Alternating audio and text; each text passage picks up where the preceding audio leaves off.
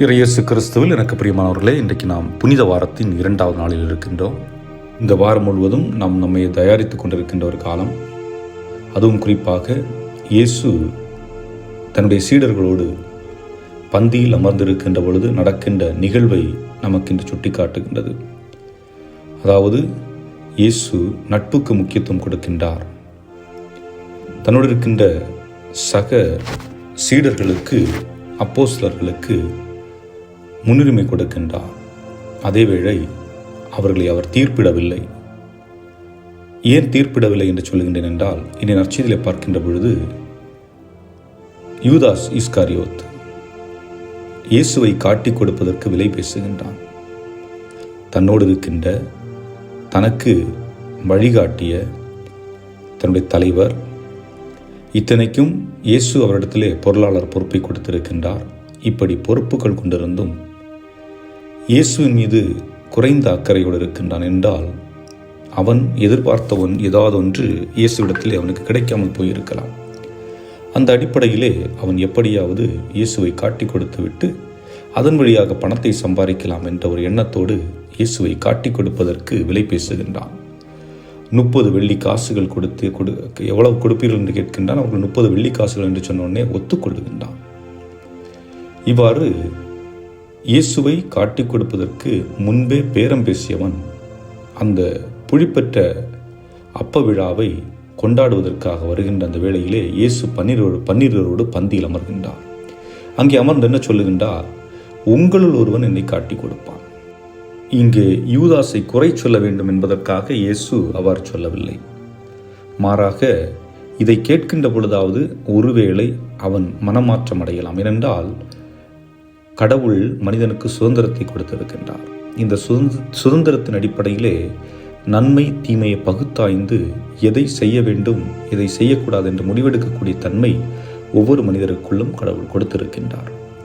அந்த அடிப்படையிலே அவனுடைய எண்ணத்திலே மாற்றங்கள் உருவாகலாமா என்ற ஒரு வாய்ப்பினை அவனுக்கு ஏற்படுத்தி கொடுக்கின்றார். ஆனால் அதே வேளையிலே மற்ற சீடர்கள் தங்களுக்குள் ஒரு கவலையை உருவாக்கி கொண்டு, ஆண்டவரே அது நானோ என்று ஒவ்வொருவரும் கேட்க தொடங்குகின்றார்கள். அதாவது சுய ஆய்வு செய்து பார்க்கின்றார்கள். பொதுவாக இந்த தவக்காலம் என்று சொல்லுகின்ற பொழுது நாம் நமக்குள் சென்று, அதான் நான் எனக்குள் சென்று என்னுடைய வாழ்வை பற்றி அலசி ஆராய்ந்து, நான் எப்படி வாழ்ந்து கொண்டிருக்கின்றேன், நான் வாழ்ந்து கொண்டிருக்கின்ற வழிமுறைகள் சரியா இல்லையா, என்னை ஏதாவது ஒன்றில் மாற்றி அமைத்துக் கொள்ள வேண்டுமா என்று பகுத்தாய்வு செய்து அந்த அடிப்படையில் என்னை நான் மாற்றிக்கொள்ள வேண்டும் என்பதுதான் ஆண்டவர் நமக்கு கொடுக்கின்ற செய்தியாக இருக்கின்றது.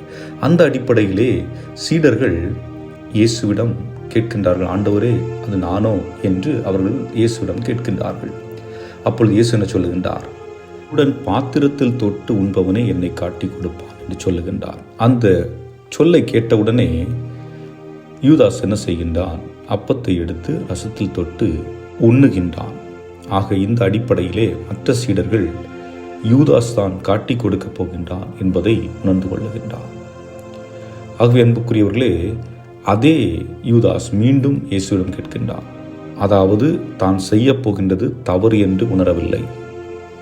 தான் இயேசுவை காட்டி கொடுத்து காசை பெற்றுக்கொள்ளப் போகின்றேன் என்ற குற்ற உணர்ச்சி இல்லை. அப்படி எந்த ஒரு உணர்ச்சியும் இல்லாமல் அவன் யூதாஸ் இயேசுவை பார்த்து, ரபி நானோ என்று கேட்க இயேசு நீயே சொல்லிவிட்டாய் என்று சொல்லுகின்றார். ஆக ஒரு புறத்திலே இதை நாம் எதிர்மறையாக பார்த்தாலும் இன்னொரு புறத்திலே நேர்மறையாக பார்க்க வேண்டிய ஒரு சூழல் இருக்கிறது. ஏனென்றால் ஒரு மனிதன் தன்னுடைய தவறினால் இயேசுவை காட்டிக் கொடுக்கின்றான். ஆனால் இயேசு சிலுவையில் அறையப்படுகின்றார். அவர் வழியாக நாம் அனைவரும் மீட்கப்படுகின்றோம். ஆக ஏதாவது ஒரு வழியிலே இயேசு காட்டி கொடுக்கப்பட்டிருக்க வேண்டும், அல்லது இயேசு அவர்கள் கைது செய்திருக்க வேண்டும். அந்த அடிப்படையில் இங்கு யூதாஸ் இஸ்காரியோத்து அந்த அடிப்படையில் அவன் தன்னுடைய வாழ்வை விரயமாக்குகின்றான். ஆனால் இந்த யூதாஸ் செய்த தவறு என்ன? பேதுருவும் இது போன்ற ஒரு தவறை தான் செய்கின்றார். மறுதளிக்கின்றார். ஆனால் வருந்தி மன்னிப்பை கேட்கின்றார். அவருக்கு மன்னிப்பு கொடுக்கப்படுகின்றது. யூதாஸ் தன்னுடைய தவறை உணர்ந்து தன்னையே குத்திக்கொள்ள ஆரம்பிக்கின்றான். நானா இப்படி செய்துட்டேன், நானா இப்படி செஞ்சேன், நான் இப்படி செய்யலாம் என்று தன்னைத்தானே தாக்க ஆரம்பிக்கின்றான். அந்த அடிப்படையிலே அவன் மன்னிப்பு கேட்பதை விட்டுவிட்டு தனக்குத்தானே தண்டனை கொடுத்து கொள்ளுகின்றான் என்பதுதான். ஆகவே அன்புக்குரியவர்களே, இந்த தவக்காலத்தில் நாம் எத்தகைய குடும்பத்தில் பிறந்திருந்தாலும், எவ்வளவு மேன்மையான குடும்பத்தில் பிறந்திருந்தாலும், தவறு செய்து விட்டோம் என்றால் தவறை ஏற்றுக்கொண்டு அந்த தவறுக்கான மன்னிப்பை நாம் இறைவனிடத்தில் கேட்போம். நிச்சயமாக இறைவன் கொடுப்பார். அந்த நம்பிக்கையோடு நான் என்னுடைய வாழ்விலே யாருக்கும் கெடுதல் நினையாத மனிதனாக வாழ வேண்டும், யாரும் என்னால் காயப்படுத்தக்கூடாது என்ற ஒரு உணர்வில் நான் வாழ வேண்டும் என்ற எண்ணத்தை நமது கொண்டவர்களாக வாழ்வோம். இறைவன் உங்களை நிறைவாக ஆசீர்வதிப்பாராக. ஆமேன்.